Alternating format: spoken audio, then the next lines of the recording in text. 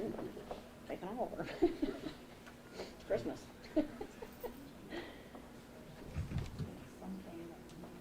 Please rise.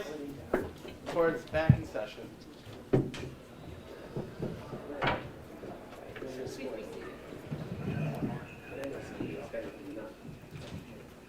it show up, the other case? Yeah, okay. Back on the record, People versus Leticia Astacio. Please come back up, Mrs. Astacio. This is a violation of probation matter. The matter scheduled today for possible disposition due to the fact that we don't have the probation officer here in front of us. And I know I've said this to you several times since we've met. You have the right to an attorney through all stages of these proceedings. You continue to represent yourself at the previous hearings and the dates we've had here. Is that your wish today? Yes, Your Honor. Okay, you understand that you have the right to an attorney, you're waiving that right? No, Judge, I'm proceeding as my own I attorney. understand that. Okay. And so can this matter be disposed of today? That was the last question that we had here on the record. You have a copy of the declaration of delinquency alleging 3 violations of your probation. Is it your position that you wish to admit today and go forward with sentencing? Yes, Your Honor. Okay. Mr. Kwam, is that your understanding as well? Yes, if she is willing to admit, then yes, that's up to her, but that's fine. All right, Mrs. Astacio, you have several rights that you'd be waiving in exchange for admitting to the violations this morning. First of all, is you're waiving your right to have an attorney with you. You are an attorney, and I understand that. You also have the right to a hearing where the people have to prove that you violated the terms and conditions of your probation by a preponderance of the evidence. Do you waive your right to a hearing? I do. Do you also waive your right to cross-examine the witnesses that the prosecutor would call to testify against you at the hearing? I do. Do you also waive your right to call your own witnesses in your defense at the hearing? Yes. And you waive your right to testify at the hearing, although no one could force you to testify. Yes. Are you making this admission knowingly, voluntarily, and intelligently? Yes. Has anyone forced you or threatened you or promised you anything in exchange for your admission? No. Do you feel under any duress or coercion at the present time? No. Are you under the influence of any drugs or alcohol right now which would cause your judgment? No. Do you recall being placed on probation by Judge Aronson? Yes. Did you receive a copy of the terms and conditions of the probation sentence? At some point. Okay, at some point. Yes. Okay, but you did. Is that correct? Yes. I'm sorry? Yes. Okay. In fact, you did sign off on the conditions of probation. Yes. Okay. Did you understand the terms and conditions of probation? Yes. Do you admit that you failed to report as directed to probation on August 13th, 2019 and August 20th, 2019? Yes. And you admit that you didn't appear to probation for a few months thereafter? Judge, with all due respect, I think that the one admission is sufficient for the declaration of delinquency. If you don't want to answer that, you don't have to. I don't want to. Do you admit that you failed to cooperate with the ignition interlock program as required by Section 1193 Subdivision C? No. No, I don't admit that. I deny that. You deny that? I do, but I've already pled guilty, Judge. Did you admit that you failed to abstain from using or possessing alcoholic beverages? No, I don't. Okay. Mr. Kwan, are you satisfied with just her admitting to paragraph 1? Or Your Honor, I believe in order for the court to find a violation of the probation has occurred, she only needs to admit to the one violation. And if the court is satisfied, the court is in a position to sentence her accordingly. But in terms of whether or not she has adequately pled, the people are in the position of, yes, she has. all right. The people are satisfied. I'll be satisfied as well with your admission that you didn't show up to probation beginning at August 13th and August 20th, 2019. And therefore, I will find that you violated the terms and conditions of your probation, that you did so knowingly. Now, with regards to sentencing, do you wish to be heard? Briefly, Your Honor,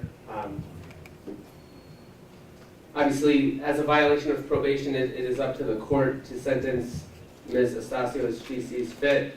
However, it is the position of the people that, based on not only her violation of failing to report, but her violation of the conditional discharge that put her on probation in the first place, or inability to adhere to probation going forward from that, that it is the people's position that the only alternative left to the court is to sentence Ms. Astacio to a term of incarceration, and that would be the position of the people. Mrs. Stacio? Judge, honestly, I'm blindsided. I've spoken to Mr. Fung about this several times, and his position has always been that the people take no position. In fact, in pretrial conferences, he's asserted that a time-served disposition would be appropriate in light of the fact that I've served approximately 4 months in jail on a misdemeanor DWI. So I'm surprised that he would make this statement on the record, on the news, for the first time ever. I think it's disingenuous at best.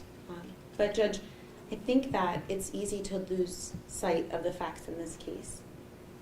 This case, like a case that I've cited before, People v. Purpura, which is a county court case, which was appealed from the Monroe County District Attorney's Office when an individual who got probation was sentenced to 9 months in jail. Judge Chacho of county court here said that that was inappropriate, and he conducts an entire analysis of why it's inappropriate. What he says is that no matter what happens in a criminal case, you always go back to the initial crime, the initial offense. In that case, as in this case, it was a misdemeanor DWI. You look at the defendant as you find them at the time of the arrest. In my case, I was a city court judge. I had never been arrested in my life. I had never been charged with any offenses. You sentence the person based on what actually occurred. In my case, I passed my field sobriety test, but after conviction, I again had no evidence of an accident, there were no injuries, there was no aggravating factors. It was a standard misdemeanor DWI, for which most individuals would receive fines and a surcharge. Irrespective of what happens from the point of sentencing, and this isn't my words, Judge, this is Judge Chacho, who's a county court judge here, you always go back to that initial offense. This is still a misdemeanor DWI. This is a misdemeanor DWI that was alleged to have occurred in 2016, and we're going into 2020. I have served almost an entire year of a conditional discharge. I have served approximately 4 months in jail. I have served 2 years on probation. I'm not saying any of this to say, woe is me. You weren't the initial sentencing judge. I want you to be aware, if we're talking about penalties, of the penalties I've already sustained in this case.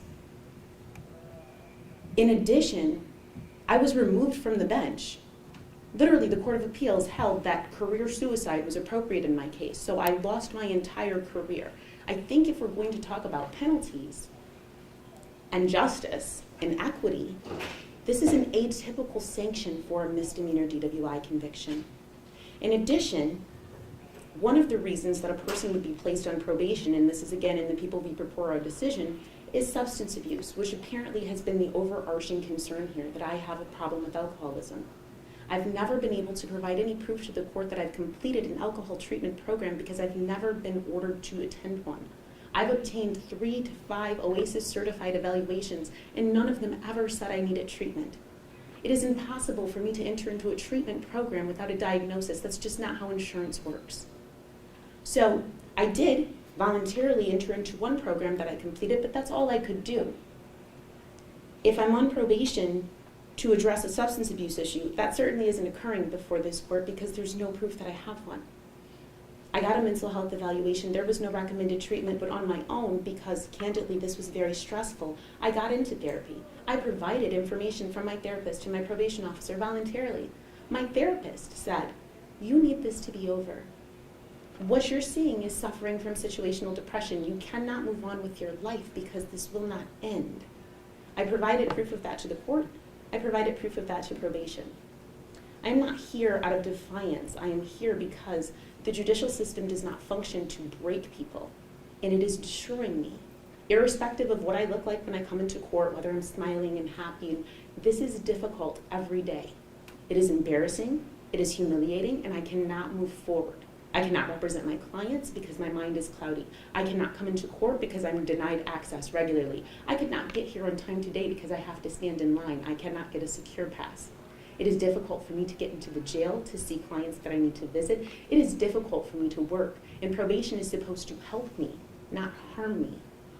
If your point was to penalize me, I'm telling you you have. If your point was to destroy me, I'm telling you you can't. Irrespective of whether you jail me for the rest of the term that is left here or not, I can't function this way. So I've done quite a bit of time here, more than I think any other individual ever convicted of a misdemeanor DWI has done. I think that I have lost quite a bit, but I've gained so much in the process. If the point was to teach me or to help me, I don't know that you did, but I can tell you through this process, I've grown so much as an individual. You don't know me, but you literally can see the difference in the person that I've been through this. And to continue to be stuck just because there is literally no benefit to keeping me on probation. In fact, I am the only probationer that my probation officer supervises. You want to talk about a waste of taxpayers' money? I'm his entire caseload. There's no benefit, Judge. You want me to serve the community? I do. I planned on going to a Thanksgiving dinner tonight. If you don't decide to incarcerate me, I'll be there. I'll be serving at Sabrino's this week. I do community service regularly because that's who I am as a person. If you'd like to sentence me to that, I could see a purpose there and I do it anyway. I think the appropriate disposition is time served, and People v. Purpura tends to support me. I think that that's a binding decision. I think the court's bound by it. But aside from that, Judge, aside from legalities, and I think that the right thing to do here is to end this. And honestly, candidly, I would like you to do that with a time served disposition. But no matter what you decide to do, I'm thankful that this will be over today. This has stopped my life. Judge, also, there was a motion that was filed. I know that the court ruled on it. Specifically, there was an ignition interlock device portion of that motion where I addressed the fact that I've been serving that sentence for in excess of 3 years, which I believe is illegal. Irrespective of the court's decision today, I would ask that you sign the order terminating the ignition interlock today as a part of your sentence. And I would just throw myself on the mercy of the court. Judge, thank you for letting me speak. I don't feel the need to respond in depth to her feelings. I do believe she misrepresented what I said about the court's options in our pretrial conference, but that's neither here nor there. I think what matters is that people who are on probation do not get to decide when their terms of probation end. And I'll leave it at that. Thank you. So this case started with you being charged of driving while intoxicated and convicted after a trial for driving while intoxicated, which I consider a very serious offense. The facts surrounding your arrest that morning, very troublesome to me. But your actions after your conviction are even more troubling to me. You received the minimum sentence of a conditional discharge upon your conviction for driving while intoxicated. You had a year period, stay out of trouble, pay your fine and surcharge, put a ignition interlock device on your car, and follow the restrictions of the device. And almost a month after your conviction, you already had a violation of your conditional discharge filed. Within 2 months, you had 2 more filed against you. You settled it. You admitted to a violation. The judge extended your conditional discharge provisions to include an additional time period on your ignition interlock device. That was it. 6 months later, you're back on another violation of conditional discharge. The judge places you on probation. Shock portion, yes, you did serve some time. Instead of revoking your probation, he gave you another chance. Placed you on probation. You're back again on a violation of your probation. You've been given several chances before today, before appearing in front of me. What I have found is, and what shocks me, is that you've absolutely never taken any responsibility for your actions. You've never shown any remorse throughout this entire process. Shocking to me. What's also appalling to me is that you unilaterally decided to take yourself off probation without a court order. You just decided you didn't want to go anymore, so you stopped going. I'm not happy about it. I'm not going to tolerate it. Your actions show that you do whatever you want to do whenever you want to do it. And it stops today, and it stops now. I'm revoking your probation, and I'm resentencing you to 180 days in jail, starting now. Thank you, Judge. I will grant your relief with regards to the ignition interlock device. You no longer have to have it installed on your car. I will also sign an order to allow a family member to get it taken off of your car in a timely fashion. Would that be today? Statute, you're going to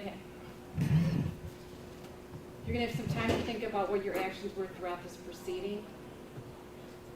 It's quite possible you single-handedly changed the view of our community to the judicial justice system, our judicial system of justice.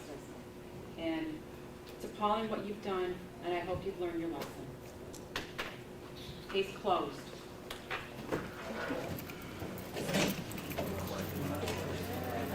Demetrius Bostis, is he here? My cousin. Let me get you the camera.